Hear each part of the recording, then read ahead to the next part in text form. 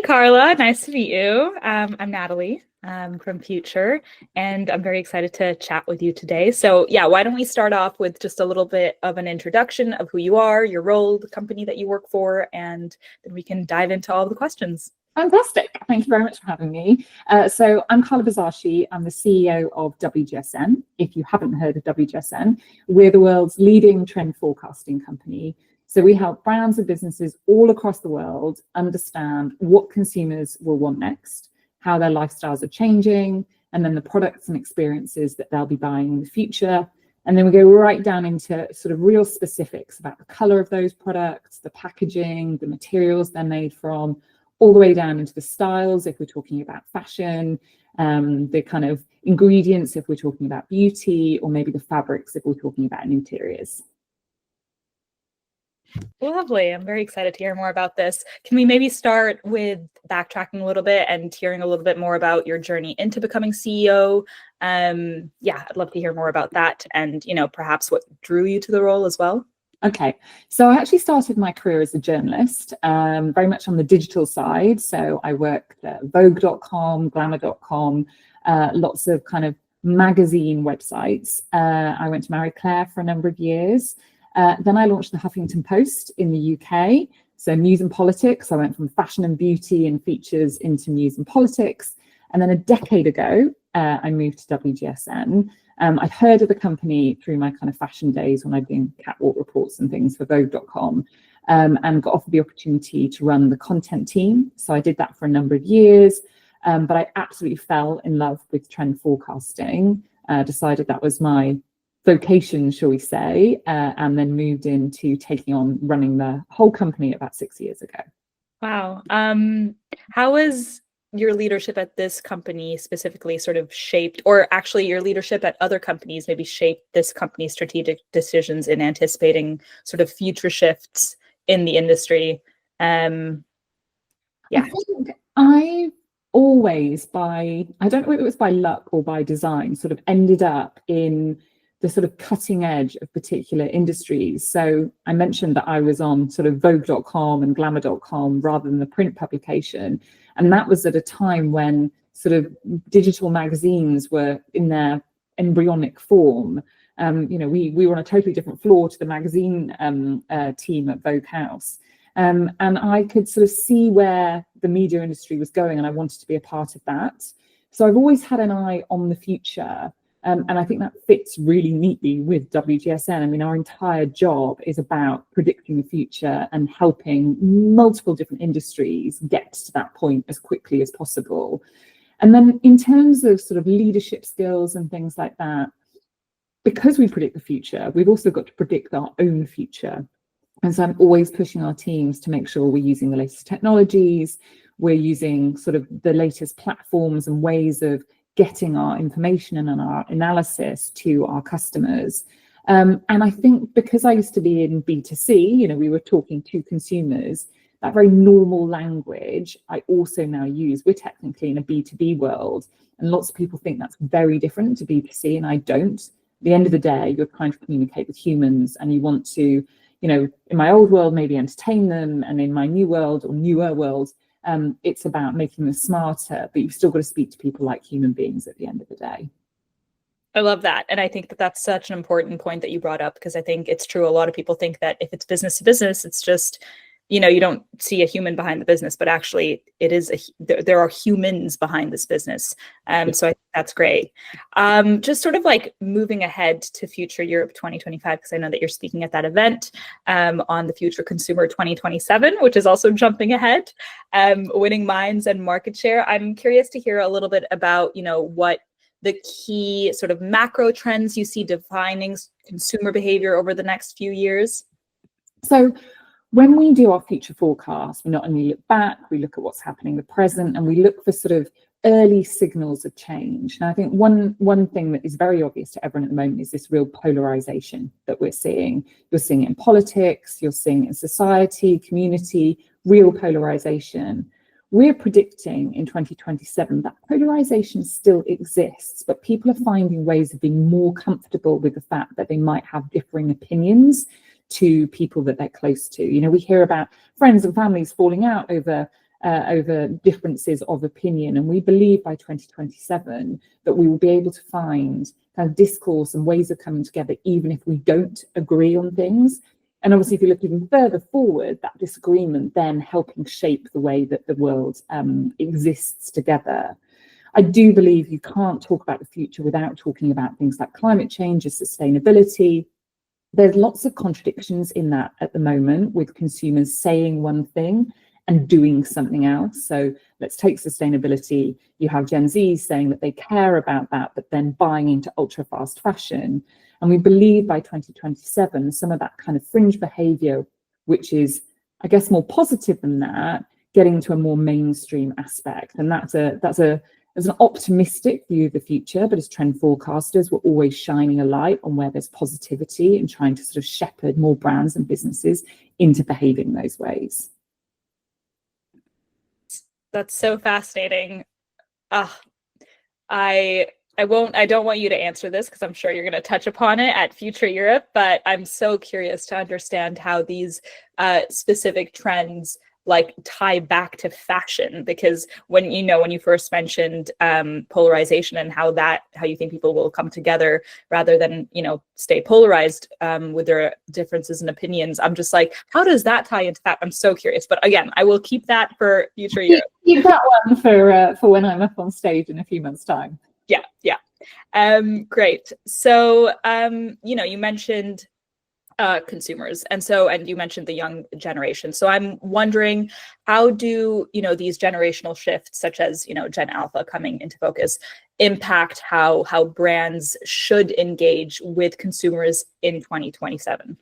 So a really sort of, if there's no other message that people take from what I'm saying both today and when I'm speaking at the event, it's that reminder that we live in multi-generational times. So we live in multi-generational households, we work in multi-generational workplaces, and so you can never look at one generation and say they operate in a vacuum. We're influenced by people older than us, we're influenced by people younger than us, and I think that's a really positive thing. So an attitude or a way of behaving that you see in Gen Z or Alphas coming behind them, you will then sort of see ripple up through older generations. And brands need to be very aware of that.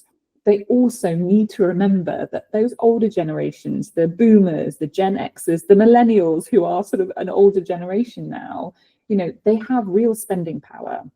And they are also spending on behalf of those younger generations. So I really try and advise companies not to get too distracted by a younger generation. They need to be aware of them. They need to be capturing hearts and minds. Those are their consumers of the future.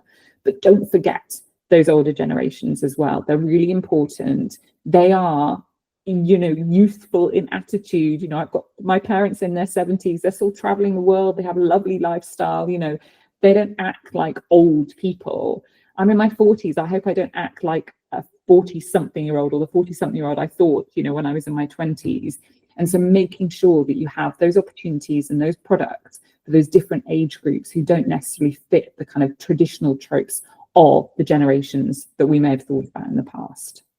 You mentioned as well that you work with different companies. So maybe this is expanding a little bit further than that, but what industries do you predict will sort of experience the most disruption? I know it's a buzzword, based on these evolving, consumer expectations. So fashion is going through huge disruption right now. And I think they're in the eye of the storm, as it were. I think you will see, often is the way fashion kind of leads the field, might needs to go, others will definitely experience that. I think the beauty industry, I find the beauty industry fascinating. You've got these big conglomerates, but you've got a lot of startups as well, sort of challenging the status quo. So there's great opportunity there for the beauty industry to be inspired, but also to welcome these startups kind of into the families that sort of own those conglomerates and sort of guide the sort of majority of the industry. I think automotive, obviously, again, we're seeing great technology change there right now, and things that we used to read about are being tested right now in different parts of the world.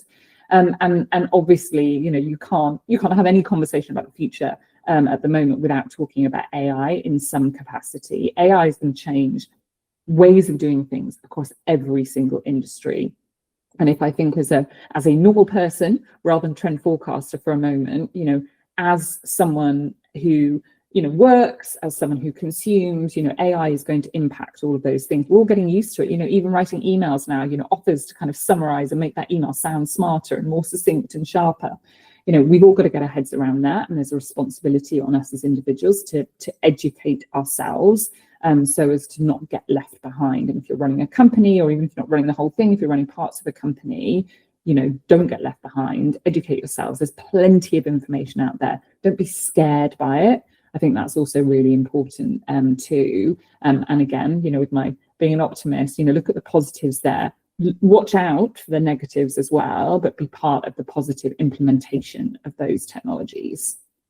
You left it at the perfect word, because I was just wanting to jump into technology and, you know, digitalization.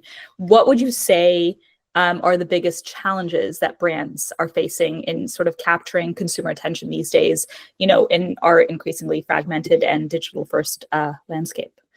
Look, we're bombarded by millions of different messages every single day. Authenticity has just been so overused now that consumers sort of see through people trying to be authentic and actually not being there with it. For me, it's make sure you have an amazing product.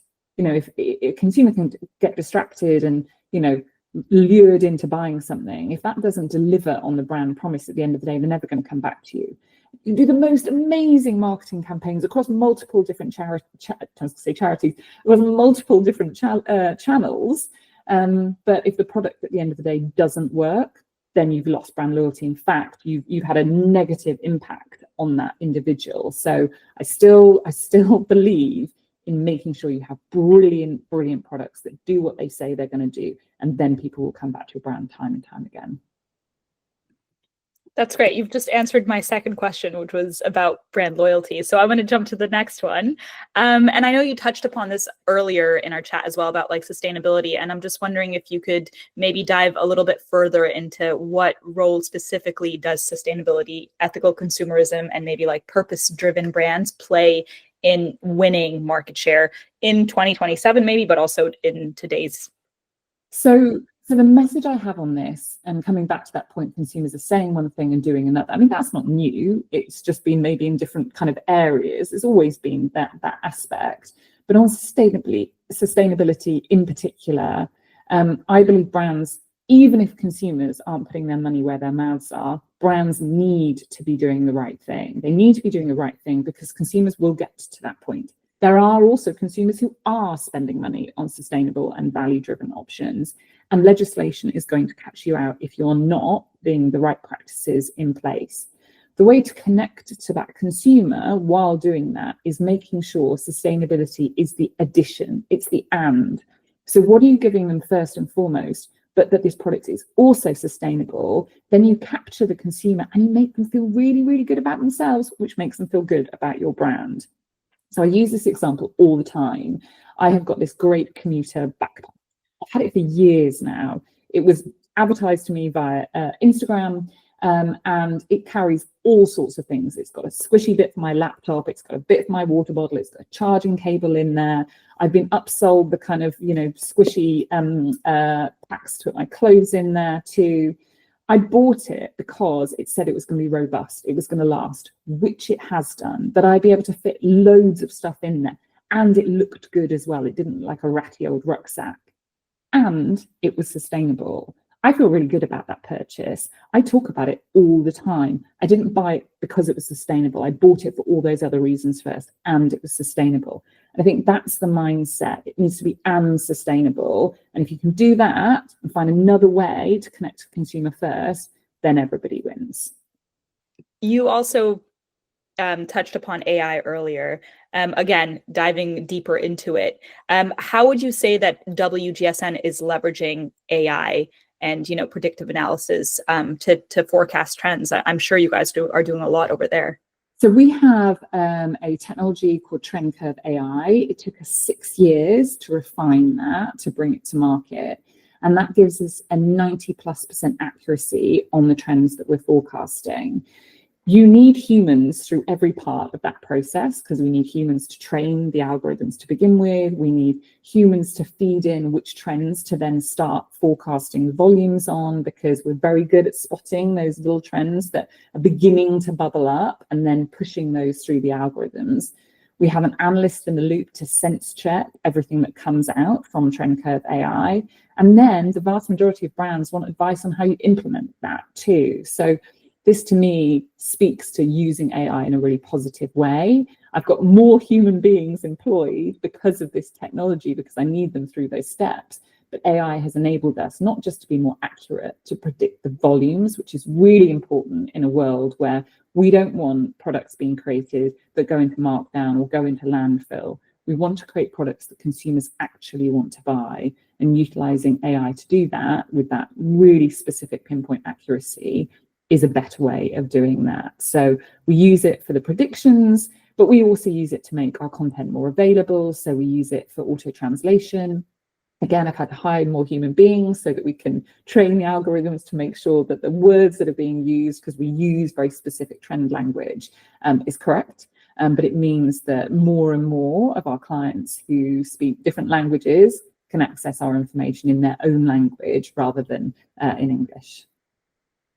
And that's actually really nice to hear, because obviously there's this whole, scare out now about AI taking over all of our human jobs. So the fact that you're hiring more humans because of AI, yeah, it's nice to hear that. It's definitely one of your positive outlooks, and yeah, I'm happy that you're implementing it. And what other sort of emerging technologies do you see as, game changers for consumer engagement and brand differentiation over the coming years? Look, I think no doubt there are going to be different social media platforms that we're utilizing. I mean, cast our kind of, thoughts back not that long ago. It was all about Instagram, and then TikTok came along. And then, even in that very sort of small window when TikTok wasn't operating in the US kind of 24 hours or whatever it was, we were seeing other Chinese social media platforms kind of moving in to fill that vacuum. And then TikTok came back. So I'm fairly confident we'll see new social media platforms that kind of tap into something else that consumers are looking for. I think the accessibility of that content, but also how people can create it, again, is becoming, democratized everywhere. Even the sort of person who was most challenged by technology can create their own videos now. And again, the kind of AI technologies in terms of how you can design around that becomes much more accessible. So I think accessibility is key. AI advancement, it becomes our new search. We all had to learn how to use kind of search engines. Now we have to use how to use AI engines to get the right information.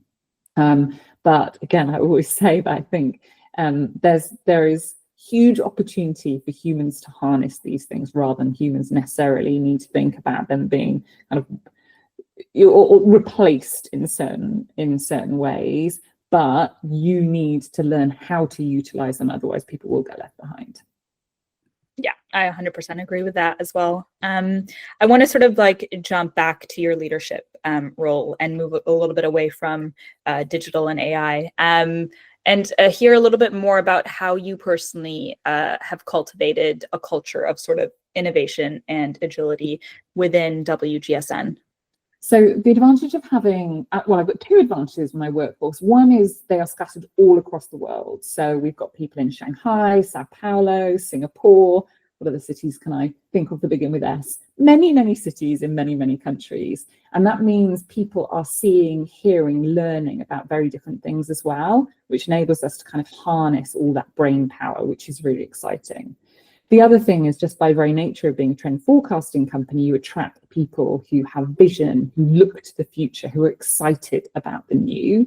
And I sort of see it as my job to try and create places where that information can be shared, and to do that in a responsible way as well. That doesn't mean flying people all around the world all the time. In person is very important, but creating meeting spaces. And one of the things I'm most proud of, which I had nothing to do about, is that my engineers every Friday evening, still, it started during COVID, but it still happens today, they use Google Hangouts as we are doing today. And they have, these kind of get-togethers, and they dress up, and they have different hats, and, they have these social sort of virtual gatherings. And it's that connectedness of the team, you know, not afraid to look stupid in front of your colleagues, I think then means that you can bring ideas and never be afraid that anybody is going to knock those back. What we're trying to do, actually, because there are so many ideas swirling around, is make it a little bit more not formulaic, I'm trying to work out the right word at the moment, but ensure that there's a way that every idea does get considered and the right ones get moved forward. So what is going to be the ROI on all those, you know, crazy ideas that might bubble up? But, you know, our engineers and product teams have hackathons or panel shark tanks, as they call them, because a lot of them are based in the US. And we've had phenomenal ideas that have come out of those. In fact, the problem is there's usually so many ideas and I greenlight all of them. And then we have to work out how we're actually going to make them happen. That's actually the more challenging side of the role. That's a beautiful challenge, I would say. Love that. Yeah, again, another way that, you know, the digital world is bringing us together rather than like pulling us apart. It's really nice to hear that. My final sort of question for you is, because we've already touched on a lot of the different things that I wanted to touch on, including what you're going to be talking about at FUTR Europe. So I guess my final question would be, is there one piece of advice that you'd like to give to sort of brands looking to future-proof their strategies for 2027? And if so, yeah, what is that piece of advice? I think the challenge for anybody, again, whether, you know, no matter how big a sort of team you're running, or even if you're just an individual contributor, is what are you doing today that is going to impact your bottom line today, which is really important, especially during kind of challenging economic times. It is difficult to get ideas greenlit that aren't going to pay off for 3, 5, 10 years time. So you've got to sort of walk that tightrope, which is what are you going to do today, which is going to have a positive impact, and what are you beginning to do today, which is going to lay the groundwork and the foundations for things that will pay off in the future. And I think therefore really, really looking at your consumer today, what can you give them right now that they want, which also means they are your consumer for the future as well. So don't feel that you can only do one or the other. I genuinely believe that you can do both, but every day you've got to think through both of those lenses. That's wonderful as well. Yeah. I mean, today is tomorrow because we only have today. So it makes sense. There you go. That's a very eloquent way of putting it, far better than I did. I put that very eloquently together. Thank you so much, Carla. It's been so wonderful chatting with you. My pleasure. I really enjoyed it. Thank you.